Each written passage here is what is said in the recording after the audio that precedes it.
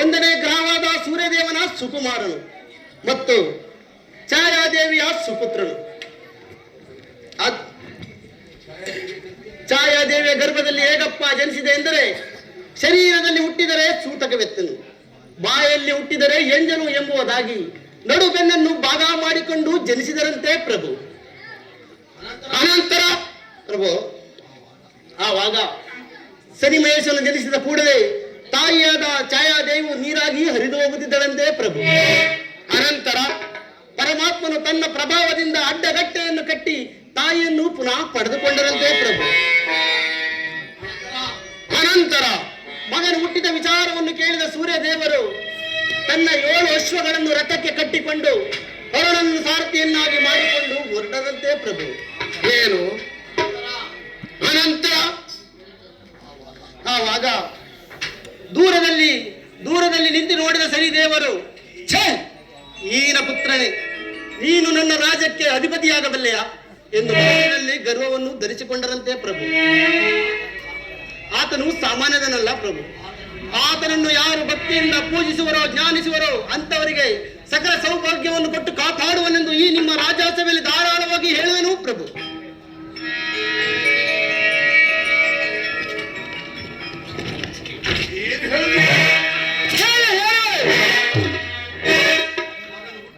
ಮಗಳ ಹುಟ್ಟಿದ ಮಮಕರ ಪ್ರೀತಿಯಿಂದ ನೋಡುವ ಬಂದ ತನ್ನಗೆ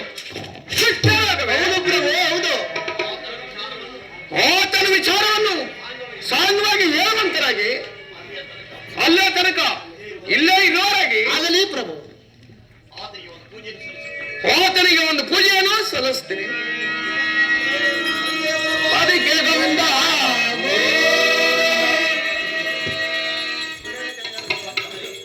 ಪಂಡಿತಾತ್ಮರೇ, ಮುಂದಿನ ಗ್ರಹವು ಯಾವುದು? ರಾಹುಕೇತು ಪ್ರಭು. ಸಾಂಗವಾಗಿ ತಿಳಿಸುವಂತರಾಗಿ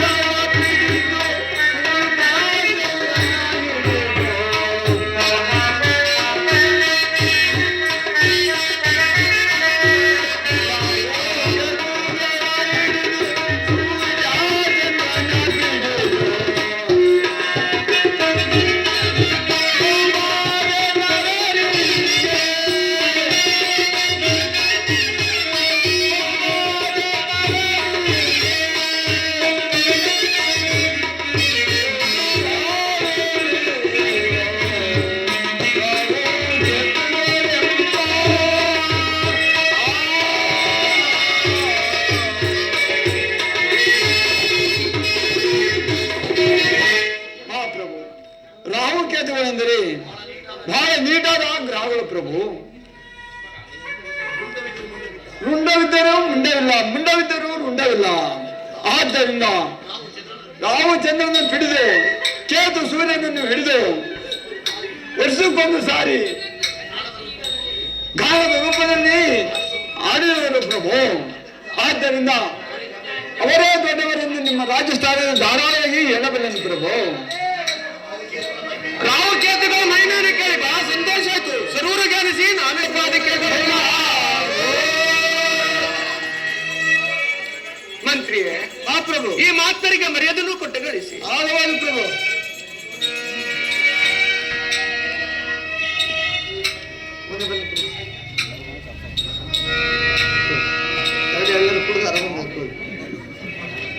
ಪಂಡಿತಾತ್ಮರೇ, ಪ್ರಭು ಆತರಿ ಜಾವನು ಸಾಂಗವಾಗಿ ತಿಳಿಸುವಂತರಾಗಿ ಆಗಬಹುದು ಪ್ರಭು.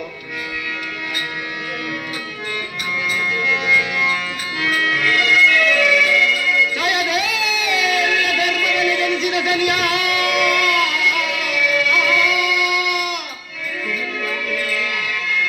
ಜಯದೇವಿಯ ಧರ್ಮದಲ್ಲಿ ಜನಿಸಿದ ಸನಿಯ ಪ್ರಿಯದಿಂದ ನೋಡಲು ಬಂದ ಕಣ್ಣಿಗೆ ಕುಷ್ಠರೋಗವೋ ಪ್ರಭುವೇ.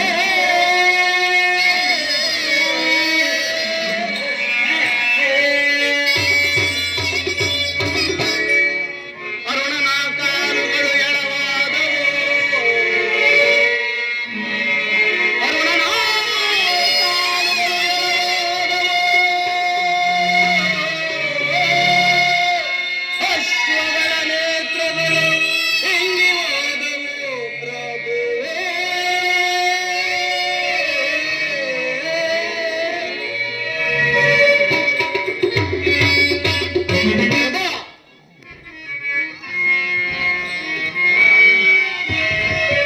ಕಾಲುಳ್ಳ ಹರುಣಗೆ ಎಲುವುಳ್ಳ ಕೂದಲೆಗೆ,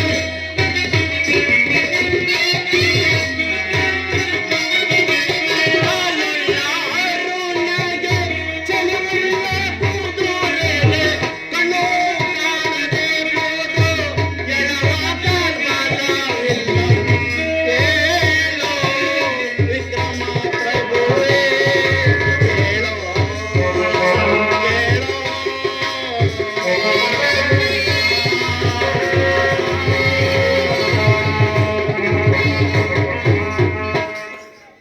ಪ್ರಭು ಪರಮಾತ್ಮನು ತನ್ನ ತಂದೆಯ ಮೇಲಿದ್ದ ಕೋಪ ದೃಷ್ಟಿಯನ್ನು ಹಿಂದಕ್ಕೆ ತೆಗೆದುಕೊಳ್ಳಬೇಕಾದರೆ ಸೂರ್ಯದೇವರು ಕಿನ್ನರರಾಗಿ ಹೇ ಕುಟುಂಬ ರಕ್ಷಕ ನನ್ನನ್ನು ಉದ್ಧರಿಸು ಎಂದು ಬೇಡಿಕೊಂಡಾಗ ಪರಮಾತ್ಮನು ತಂದೆಯ ಮೇಲೆ ಇಟ್ಟಿದ್ದ ಕೋಪ ದೃಷ್ಟಿಯನ್ನು ಹಿಂದಕ್ಕೆ ತೆಗೆದುಕೊಂಡರಂತೆ ಪ್ರಭು. ಆನಂತರ ತೆಗೆದುಕೊಂಡ ತಕ್ಷಣ ಸೂರ್ಯದೇವರಿಗೆ ಕುಷ್ಠರೋಗವು ಹೋಗಿ ಶ್ರೇಷ್ಠರಾದರಂತೆ ಪ್ರಭು. ಆತನು ಸಾಮಾನ್ಯವನಲ್ಲ ಪ್ರಭು. ಯಾರು ಆತನನ್ನು ಭಕ್ತಿಯಿಂದ ಪೂಜಿಸುವರು, ಧ್ಯಾನಿಸುವರು ಅಂತವರಿಗೆ ಸಕಲ ಸೌಭಾಗ್ಯವನ್ನು ಕೊಟ್ಟು ಕಾಪಾಡುವೆನೆಂದು ಈ ರಾಜ್ಯಸಭೆಯಲ್ಲಿ ಧಾರಾಳವಾಗಿ ಹೇಳುವೆನು ಪ್ರಭು. ಏ ಫಲಿತಾತ್ಮ ಪ್ರಭು ಆತನು ಯಾರಿಗೆ ಕಷ್ಟ ಕೊಟ್ಟನೋ ಯಾರಿಗೆ ಸುಖ ಕೊಡುತ್ತಾನೆ. ಆತನ ರೂಪಿನಲ್ಲಿ ಹೇಗಿರುವನೋ ಶರೀರದಲ್ಲಿ ಭಲಾಟನೆ ಪ್ರಭು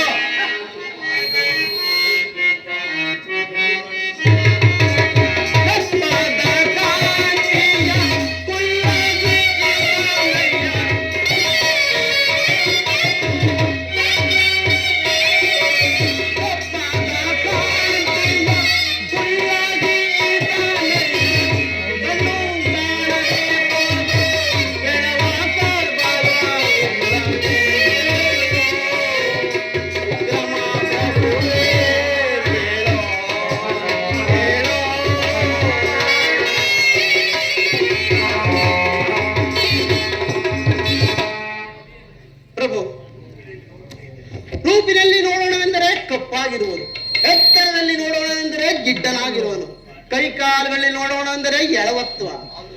ಆದರೂ ಪ್ರಭು ಪರಾಕ್ರಮಶಾಲಿ ಪ್ರಭು, ಆತನನ್ನು ಜರಿಯಬೇಡಿ ಪ್ರಭು.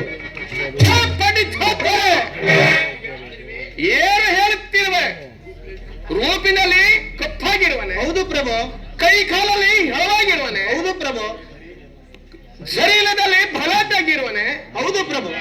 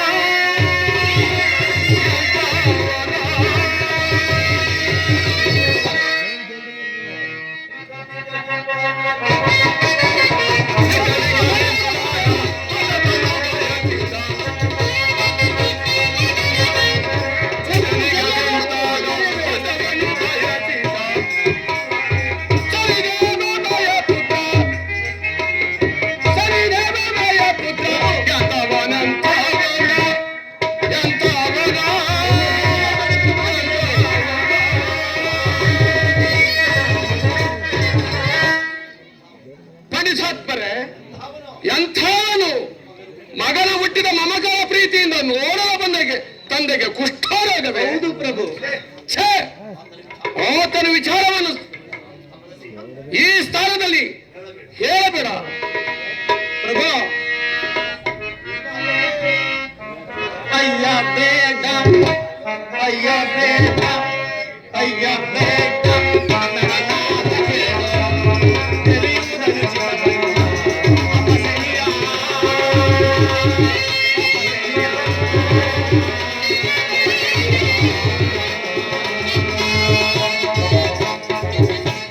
ಪ್ರಭು. ಅಯ್ಯ ಬೇಡ, ಅಯ್ಯ ಬೇಡ, ಅಯ್ಯ ಬೇಡ, ನನ್ನ ಮಾತ ಕೇಳು, ತಿಳಿಯುವುದನ್ನು ಚಿಕ್ಕವಲ್ಲ, ಅಪಸರಿಯ,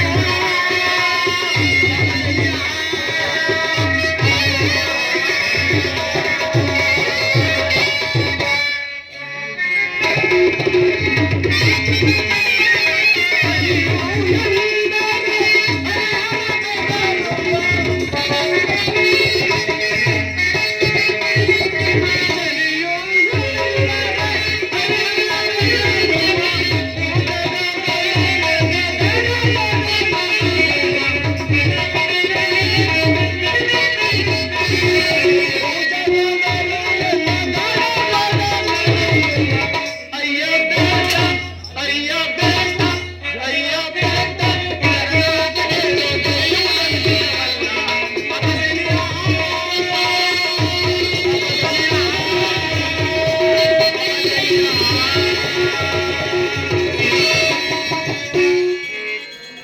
ಪ್ರಭು.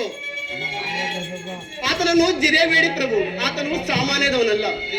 ಜರಿದು ಉಳಿದವರಿಲ್ಲ, ಉಳಿದು ಬದುಕಿದವರಿಲ್ಲ. ನನ್ನ ಮಾತನ್ನು ಕೇಳಿ ಪ್ರಭು. ಆತನ ವಿಚಾರವನ್ನು ಪದೇ ಪದೇ ಹೇಳುತ್ತಿದ್ದರೆ ನಿನ್ನ ನೇರಿಗೆಯನ್ನು ಸೇರಿ ಬಿಡುವನು. ಪ್ರಭು ಬೇಡ, ಪ್ರಭು ಬೇಡ. ನಿಂದಿಸಿ ಉಳಿದಿರೆ ಯೌವನ,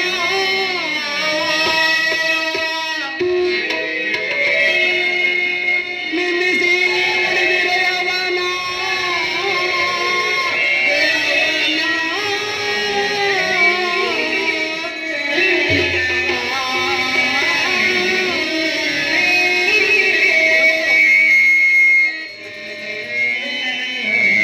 ಎಂದೆಂದಿಗೂ ಬಿಡನಯ ಸನಿತ, ಎಂದೆಂದಿಗೂ ಬಿಡನಯ ಸನಿತ, ಮುನ್ನವಗುವ ಕಾಲ ಮುನ್ನವಗಿತು ನಿನಗೆ, ಏನ್ ರಾಜ ಇದು ಸತ್ಯ ಪ್ರಮಾಣ.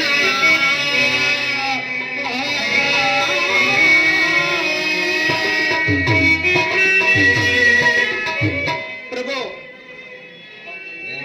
ಆತನನ್ನು ಜರಿಯಬೇಡಿ. ನೀವು ಜರಿದ ಶಬ್ದವೇನಾದರೂ ಪರಮಾತ್ಮನ ಕಿವಿ ಕನ್ನಡಕ್ಕೆ ಬಿದ್ದಿದ್ದೆ ಆದರೆ ನಿಮ್ಮ ಗತಿ ಏನಾಗುವುದೋ ಕಾಣೆ. ಪರಮಾತ್ಮನು ಇತ್ತಲೇ ಬರುವಂತೆ ಭಾಷವಾಗುತ್ತಿರುವುದು.